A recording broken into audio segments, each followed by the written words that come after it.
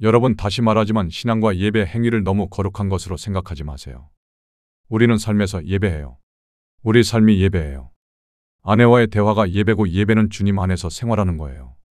한국 교인들은 신앙의 실제가 없으니까 예배 행위와 일상의 삶을 너무 엄격하게 구분해서 이거는 무지하게 더럽게 거룩한 거고 이거는 막 살아도 되는 거. 예배 때는 멋대로 행동하면 안 되고 막 경직돼 있어야 되고 끝나고 나면 이거는 막 살아도 되는 거, 이거는 이중적인 삶이에요. 그러나 주님께서는 마태복음 25장의 최후의 심판에서 단순한 신앙 고백이나 예배만으로 사람을 판단하지 않으셨어요. 심판의 기준은 그런 것이 아니라 내 곁에 있는 지극히 작은 자에게 얼마나 잘했는가에 달려 있었죠. 일상의 사소한 일로 인하여 심판을 받는 것이지 신앙의 위대한 행위가 부족해서 심판받는 것이 아닙니다. 주님이 우리를 사랑하십니다.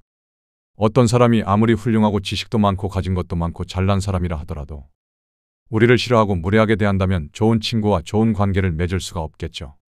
그 상대방의 탁월함이 나에게 아무런 도움이 되지 않는 거예요. 그런데 상대방이 부족하더라도 나를 좋아해 주고 사랑해 준다면 얼마나 큰 힘이 되겠습니까? 그런데 우주의 왕이신 그 하나님이 나를 너무 사랑하시고 우리를 너무 예뻐하시고 조건과 상황에 상관없이 우리를 축복하신다는 사실이 너무나 힘이 되죠. 신앙은 여기에 기초합니다. 이것을 신뢰하는 것이 신앙의 기초예요. 제가 오전에 얘기한 것을 조금 더 보충하고 싶은데 여러분 따라 합시다.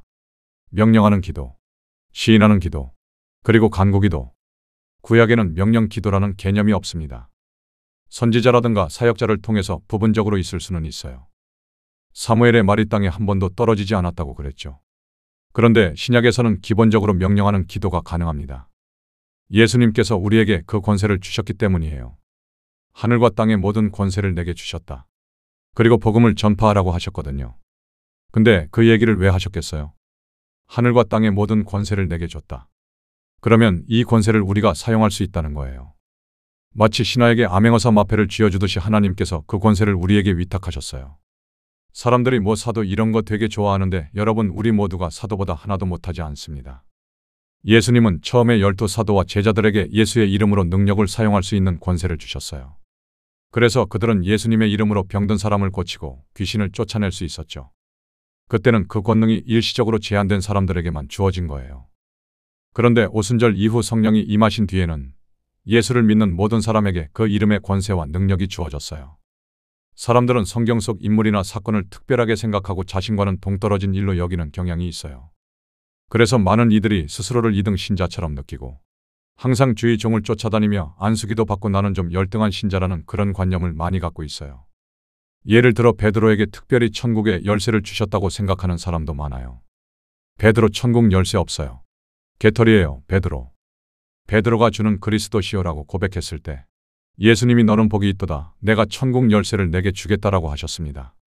그런데 잠시 후에 베드로가 예수님의 고난을 듣고 주여 그러지 마옵소서 하자 예수님은 사탄아 내게서 물러가라라고 하셨죠. 그러면 베드로가 지옥의 열쇠까지 받은 걸까요? 당연히 아니죠. 우리 그렇게 생각하지 않잖아요.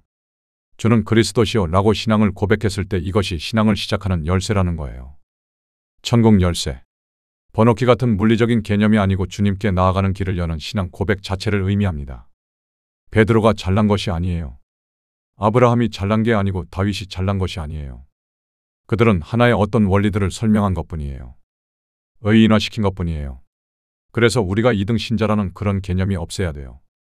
그 사도의 그 권세와 능력은 우리 모두에게 다 있습니다. 목사에게 있는 것이 아니고 특별한 계급에게 있는 것이 아니고 모든 사람에게 다 주어진 거예요. 하나님께서 직업을 차별하시지 않습니다. 호떡 장사는 거룩하고 오뎅 장사는 육적이다 그런 것이 없어요. 호떡 장수나 오뎅 장수나 주님을 사랑하고 주님을 알고 주님의 훈련을 통과한 사람들일수록 권세를 받게 됩니다.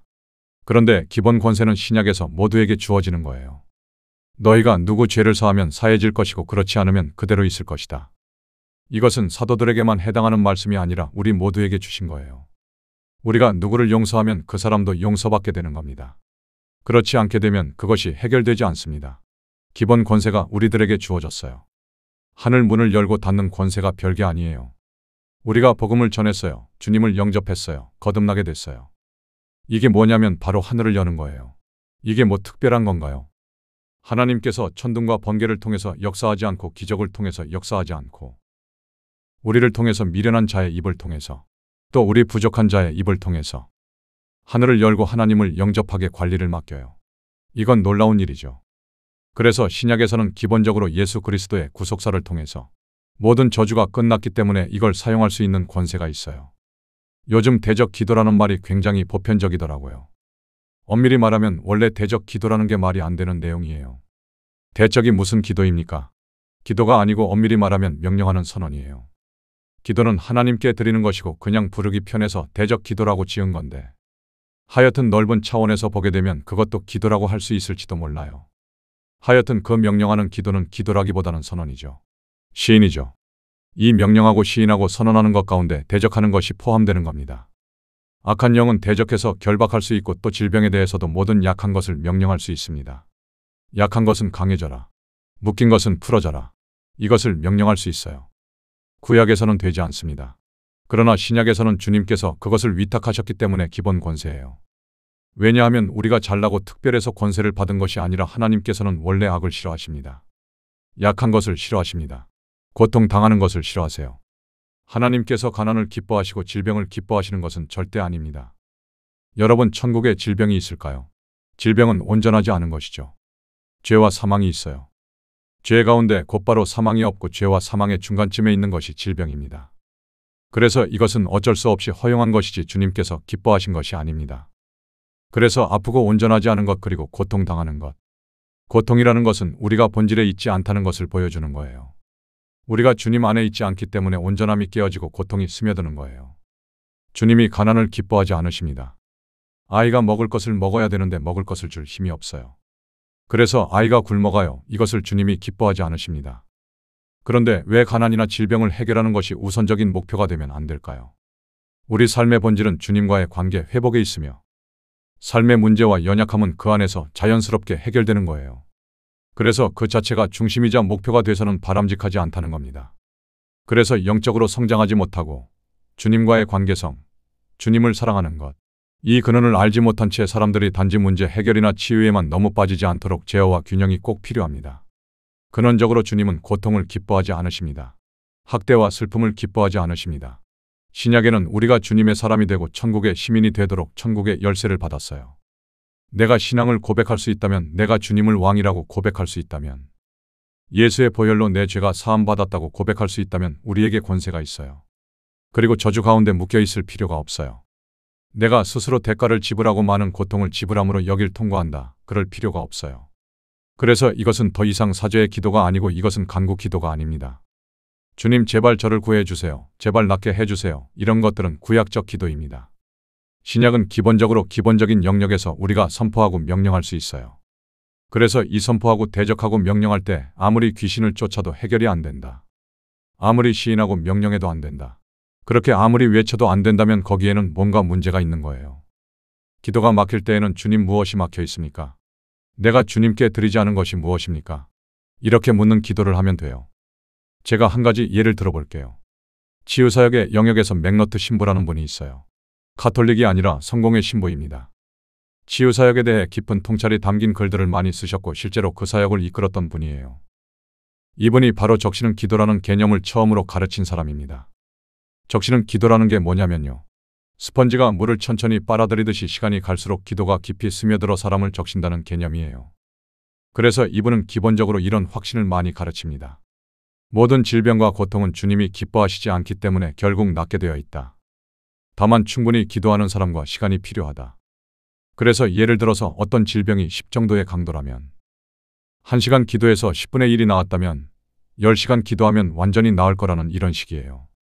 그래서 충분한 기도 시간과 기도하는 사람들만 있다면 주님께 물으며 여러 방식으로 기도해 결국 어떤 질병이든 회복될 수 있다고 믿었습니다. 실제로 이 원리로 굉장히 효과적인 사역을 많이 했어요. 그런데 그분들의 치유 사역에는 몇 가지 원칙이 있었습니다.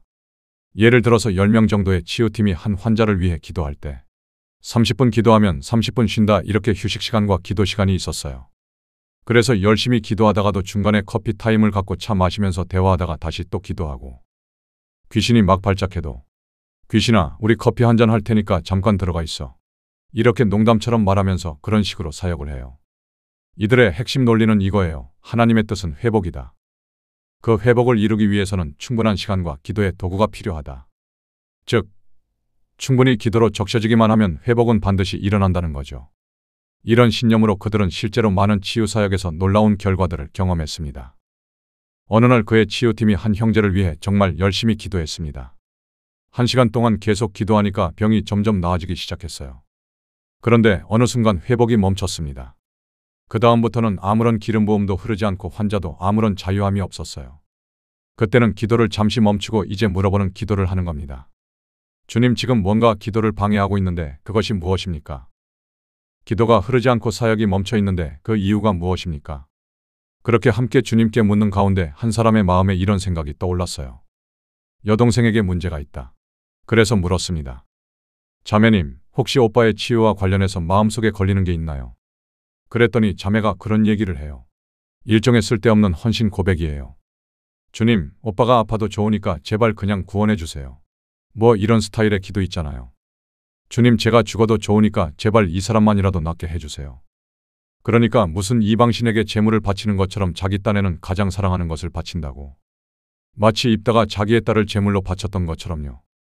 겉보기에는 대단한 헌신 같지만 그런 헌신 하나님이 받지 않으십니다. 예수의 피는 완전한 제사예요. 근데 거기에 자기 제사를 덮으려고 하는 사람들이 있어요. 그래서 오빠가 치유되면 내 헌신이 무의미해지는 건 아닐까? 그거를 고민하고 있는 거예요. 그래서 그 얘기를 나누고 우리는 자매를 속였던 그 묶임에 대해 선포했습니다. 하나님은 그런 제물을 받지 않으십니다. 하나님은 고통이 아니라 치유를 원하십니다. 주님, 죄송합니다. 저는 오빠의 치유를 원합니다. 이렇게 고백하고 자기 잘못을 시인하자 그 순간부터 오빠의 치유가 다시 시작됐습니다. 바로 이런 것들입니다. 풍성한 삶을 원하는데 그걸 방해하는 어떤 것들이 있어요. 기도가 막혔을 때 그때는 무릎 꿇고 여쭤보는 거예요. 주님, 뭐가 잘못됐습니까? 크리스천들은 명령하는 기도, 선포하는 기도, 그리고 시인하는 기도에 익숙해질 필요가 있습니다. 명령 기도는 주님 낫게 해주세요 처럼 간청하는 기도가 아닙니다. 예를 들어 목사님들이 예배 마지막에 하는 축도를 떠올려 보세요.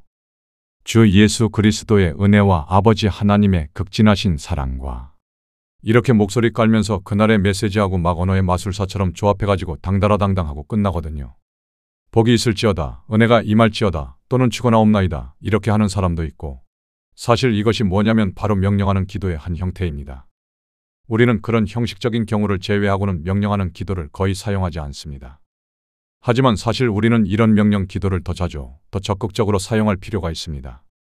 몸이 아플 때 주님 고쳐주세요 라고 기도하는 대신 몸아 나아라, 회복되라 하고 선포하는 겁니다. 방광이 아플 때는 방광아 회복되라, 예수께서 너를 치료하셨다. 이렇게 명령하듯 선포하는 거죠. 문제는 이런 기도를 목사님이나 사도, 선지자 같은 특별한 사람들만 해야 한다고 오해한다는 겁니다. 하지만 이것은 신약의 기도입니다. 축복 기도와 같은 신약의 기도는 믿는 사람이라면 누구나 할 수 있습니다. 하루에 한 번씩 자녀를 축복하라, 이런 책이 있었죠. 참 아름다운 내용입니다. 부모가 아침에 아이를 안아주며 말합니다. 주님의 복이 너와 함께하길 바란다. 명철해질지어다. 강건할지어다. 이렇게 축복을 선포하는 거죠. 그렇다고 꼭 어지어다 라고 말해야만 거룩한 건 아닙니다. 중요한 건 형식이 아니라 믿음으로 축복을 선포하는 마음입니다. 성령의 감동은 외부의 어떤 현상이 아니라 내면 깊은 곳에서의 부드러운 영적 감동입니다. 영이 성장할수록 우리는 가슴의 감동과 머리에서 오는 생각의 차이를 분별하게 됩니다. 그런데 처음에는 잘 분별이 되지 않습니다. 선악과는 머리에서 오기 때문에 마귀는 주로 머리에 떠오르는 생각을 통해 역사합니다. 그런데 사람들은 머리에서 오는 감동을 잘 알지 못합니다. 그래서 머리를 잠잠케 할 때 비로소 심령이 깨어나서 움직이게 되죠. 가슴에 오는 감동을 점점 느끼게 되고 그 감동과 느낌을 점점 번역하게 돼요. 그 번역이 딱 맞았을 때는 마음에 기쁨이 있습니다. 그런데 번역이 잘 되지 않을 때는 마음속에 후련함이 없죠. 그래서 우리는 축복 기도, 명령 기도, 시인 기도 이런 것이 필요합니다. 넓은 의미에서 이것이 바로 기도의 행위입니다. 머리가 아프고 몸이 힘들 때 내 영혼아 왜 낙심하느냐, 잠잠히 하나님만 바라라. 내 영혼아 괜찮다, 충만할지어다, 이렇게 명령할 수 있어야 합니다. 저는 이 말을 참 좋아해요. 교회는 그의 몸이니 만물을 충만케 하시는 자의 충만이니라. 교회는 그의 몸이다, 즉 예수의 몸이라는 거예요. 만물을 충만케 하시는 자. 이것은 에베소서에 있는 말씀인데 모든 피조물과 모든 만물이 텅 비어 있잖아요. 그 만물을 충만케 하시는 자는 예수인데 만물을 충만케 하시는 그 예수의 충만이 바로 교회라는 거예요. 그런데 오늘날 교회의 문제는 예수가 별로 없다는 거예요. 세상에 영들이 너무 많아요. 성공주의 영, 탐욕의 영, 인간을 높이는 영, 물질주의와 돈의 영이라든지 심지어 그 종말에 집착하게 하는 영들까지, 이 모든 것은 다 거짓의 영들이 일으킨 거예요. 영적 차원으로 보면 애굽적인 차원에서는 쾌락과 향락의 영들, 세상 성공을 추구하는 영들이 많이 역사합니다. 그리고 광야적인 차원에서는 율법의 영들이 많이 역사합니다. 그래서 각 교단, 교파마다 각 신앙의 패턴마다 뭐 해라 또는 뭐 하지 말라 하는 그런 규율이 굉장히 많아요. 이걸 따르면 굉장히 영적인 사람이고 아니면 이단이고, 그런 것들이 각 교파마다 있어요. 이것이 바로 율법주의 영들입니다. 그리고 가나안적인 차원에서는 종말의 영들이 있습니다. 어느 정도 주님을 사모하고 술람미적인 영을 갖고 있는 사람일수록 이런 귀신들에게 많이 속습니다. 종말론에 빠져가지고 자꾸 주님 언제 오실지 가실지만 걱정해요. 우리가 신경 쓸 게 하나도 없는데. 여러분, 전쟁 나는 게 뭐가 무서워요? 666이니 베리칩이니 그게 뭐가 중요한가요? 그거 아무것도 아닌 거예요. 다 칠푼이들이나 좋아하는 건데. 그러다가 이제 귀신에게 속아가지고 영이 눌려가지고 완전히 사회에서 격리돼가지고 무기력하게 살아가는 사람들. 이 모든 것이 다 예수의 영이 교회에 충만하지 않기 때문이에요. 따라합시다. 교회는 사랑이 아니고 예수의 충만이다. 만물을 충만케 하시는 자의 충만이다. 지금 기독교인들이 정치적인 문제로 서로 논쟁하면서 싸우는 모습이 많이 보입니다. 교회는 정치에 그렇게 신경 쓸 필요가 없습니다. 기독교 대통령이 나오길 기대할 필요도 없어요. 칼빈 시대에 엄청난 학살이 있었던 것처럼 기독교인들이 지나치게 정치에 개입하면 오히려 문제가 생길 수도 있습니다. 비상적인 신앙을 가진 기독교인은 때로는 무신론자보다 더 위험할 수 있습니다. 역사적으로 보면 주님의 사람들을 죽이고 탄압한 것은 불신자가 아니라 비상적 기독교였습니다. 십자군 전쟁처럼 사람들을 다 학살한 일도 모두 비상적 기독교가 하는 일이에요. 세상에서는 이런 일로 왜 싸우는지 이해하지 못하겠지만 사실 그것은 모두 종교의 영들이 일으키는 것입니다. 그래서 누가 권력을 잡고 무엇을 하느냐 하는 것은 그렇게 중요하지 않습니다. 세상에는 공산주의 영과 온갖 혼미한 영들이 많지만 문제의 핵심은 세상이 아닙니다. 교회가 예수로 충만하기만 하면 어떤 문제도 두려울 것이 없습니다. 이스라엘 하나가 잘못됐기 때문에 이스라엘을 징계하기 위해서 아수르 일어나고 바벨론 일어나고 파산메대 일어나고, 세상의 역사가 아무리 커 보여도 주요 핵심은 교회에 있습니다. 교회에 그리스도의 영이 충만하다면 아무 상관이 없습니다. 세상은 원래 썩은 거예요. 동성애든 뭐든 어차피 다 더럽고 썩은 거예요. 바다도 아주 작은 소금의 염분으로 전체의 청결을 유지하듯이 아주 일부 교회라도 살아있다면 그것으로 충분합니다. 대부분이 살아있지 않아도 괜찮습니다. 교회 대부분이 다 썩어 있는 게 원래 정상이에요. 교회의 모습 때문에 사람들이 괴로워하고 욕을 하기도 하지만 교회 원래 엉망이에요. 왜냐하면 항상 눈에 보이는 것은 본질을 나타내지 않아요. 교계를 대표하는 교회, 유명한 교회, 이런 교회는 실질적인 교회가 될 수 없어요. 우리가 육체는 눈에 보이지만 심장은 눈에 안 보이잖아요. 영은 눈에 안 보이잖아요. 그것처럼 본질은 겉으로 나타나지 않습니다. 밭에 감추인 보화가 교회죠. 밭이 교회이고 보화는 주님이십니다. 그래서 대부분의 교회들은 삐뚤어지는 것이 정상입니다. 그것이 이상한 것이 아니에요. 역사적으로 보면 애굽적 기독교, 잘 먹고 잘 사는 기독교, 성공과 긍정의 힘, 이런 식으로 가는 것이 가장 흔하고 보편적인 현상입니다. 일반적으로 애굽이 가장 많고 광야가 적으며 가나안은 더 적습니다. 그래서 아주 작은 부분만 살아 있어도 전체의 건강을 유지할 수가 있어요. 바다가 아주 짜지 않더라도 자신을 유지할 수 있습니다. 그래서 비본질에 빠지고 교회에 악이 들어오고 돈과 인간 중심의 요소가 생기는 것은 보편적으로 있을 수 있는 일입니다. 역사적으로 완전한 교회는 한 번도 없었고 앞으로도 그럴 것입니다. 그러므로 중보사역과 주님과의 친밀한 부르심을 받은 사람들은 다른 사람들을 정죄하지 않고 맡겨진 사람들을 섬기고 중보하고 자기 역할에 충실하면 그것으로 충분합니다. 세상에는 정죄의 시선과 돌 던지는 시선이 참 많은데 그것은 아무 의미가 없습니다. 교회가 살아있다면, 그 일부가 살아있다면 전체가 잘 돌아갑니다. 항상 바깥에서 보이는 것은 본질을 보여주지 못합니다. 그것은 그렇게 잘못된 것이 아니에요. 우리 육체는 영혼을 담는 그릇일 뿐 육체는 언젠가 썩을 수밖에 없습니다. 하지만 육체가 썩는다고 해서 우리가 그것을 없앨 수 있는 것도 아니고, 그렇다고 육체가 영혼을 만들 수도 없어요. 영혼은 속에 있는 것으로 충분해요. 심장은 작지만 그것으로 충분히 온몸을 살릴 수 있어요. 각자의 그 부르심에 응답하고 자기 맡은 역할을 충실히 수행하면 돼요. 심장은 눈에 보이지 않게 숨어 있어야 하고 손과 발을 지원해주는 역할을 하면 됩니다. 다시 돌아와서 이제 명령하는 기도를 한번 실습해 보겠습니다. 옆 사람과 2명씩 짝을 지으세요. 그리고 상대방에게 불편한 곳이 있는지 물어보고 기도할 때는 주님 이 사람을 고쳐주세요 하는 것이 아니라 명령하는 방식으로 하는 겁니다. 몸이 불편하거나 혹은 근심 걱정이 있든 물질적 어려움이 있더라도 우리가 근심 걱정이 있으면 가슴이 아프니 그것도 곧 몸이 아픈 거잖아요. 그래서 그것에 대해서 이렇게 시인하고 명령으로 기도하세요. 회복되라. 몸은 회복되라. 마음은 평안을 얻을지어다. 평안해라. 평안할지어다. 예수의 이름으로 명한다. 몸은 회복될지어다. 머리는 회복되어라. 심장은 회복되어라. 예수의 충만함으로 채워질지어다. 충만. 충만. 주께서 너와 함께 하신다. 평안할지어다. 평안할지어다. 예수 이름으로 연약함은 회복되라. 머리가 불편한 사람들은 회복되어라. 머리가 맑아질지어다. 예수 이름으로 묶임이 사라지고 평강이 임할지어다. 저주와 묶임이 풀릴지어다. 두려움이 사라질지어다. 어둠은 아무것도 아니다. 어둠은 힘이 없다. 어둠은 패배했다. 예수께서 담당하셨다. 그러므로 나는 자유하다. 자유함이 임할지어다. 여러분 재밌죠? 이제 각자 자신에게 명령하고 시인하는 기도를 합시다. 내 영혼아 어찌하여 낭망하고 어찌하여 낙심하려 하느냐? 너는 잠잠히 하나님만 바라라. 명령하는 기도죠. 눈을 감고 자신에게 얘기하세요. 괜찮다. 충만하라. 너는 자유하다. 괜찮다. 예수께서 너와 함께 하신다. 예수로 충만될지어다.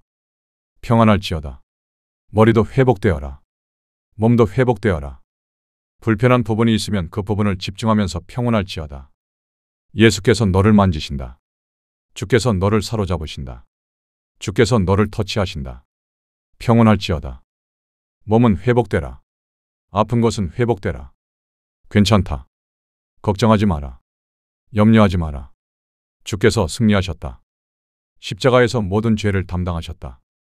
마귀야, 너는 아무것도 아니다. 너는 괜찮다. 너는 회복될 것이다. 걱정하지 마라. 두려워하지 마라. 두려움은 사라지고 묶일지어다. 연약함은 묶일지어다. 연약함은 파괴될지어다. 예수 안에서 너는 끝났다. 예수 안에서 두려움아, 악한 영아. 너는 끝났고 저주는 끝났다. 주께서 함께 하신다. 예수 충만. 충만. 할렐루야. 제가 제일 좋아하는 기도가 이거예요. 예수 충만. 외롭고 힘들고 지칠 때 저는 항상 이 기도를 사용합니다. 예수 충만. 충만. 여러분 기도하고 나니까 어때요? 상대방 기도하니까 좋아요? 어떤 느낌이 들어요? 되게 후련하고 좋다는 느낌? 여러분 이걸 아셔야 돼요. 신약에서는 주님께서 우리에게 권세를 주셨고 우리는 이 예수 이름을 사용해야 합니다. 그런데 이 권세를 사용하지 않고 단순히 간구 기도만 하면 영이 눌릴 수 있습니다. 즉 우리가 하나님께 드리는 간구 기도의 영역이 있고 하나님께 받은 권세를 사용해서 시인하고 선언하며 명령하는 기도의 영역이 있습니다. 요셉에 있어서 너는 식료 외에는 다 관리해도 된다고 위임을 받았기에 권세가 있는 것이지. 그 이전에 마음대로 명령했다면 주제 넘는 것이고 이루어지지 않았을 것입니다. 하지만 이미 받은 부분에 대해서 계속 간구만 한다면 악한 영에게 눌릴 수 있습니다. 주님이 이미 용서하셨는데 제발 용서해 주세요. 제발 제발 하고 반복한다면 짜증나겠죠.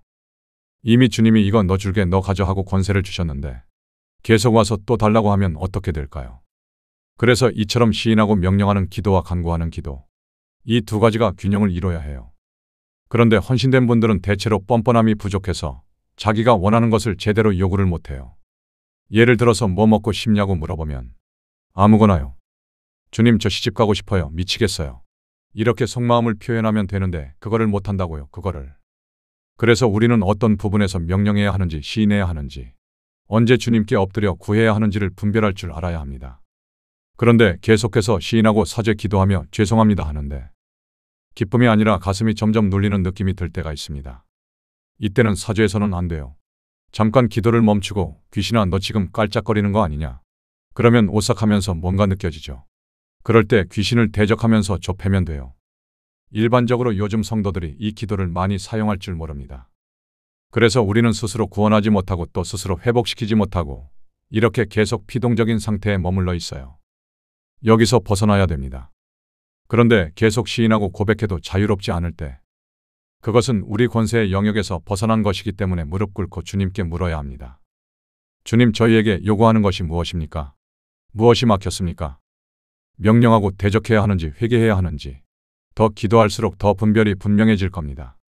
많은 사람들이 주님께서 주시는 좋은 말씀과 축복, 또 특별한 은총을 기대하지만 이미 모든 것은 십자가 생명 안에 다 포함되어 있습니다. 여러분, 그 사랑을 믿고 스스로 일어나야 돼요.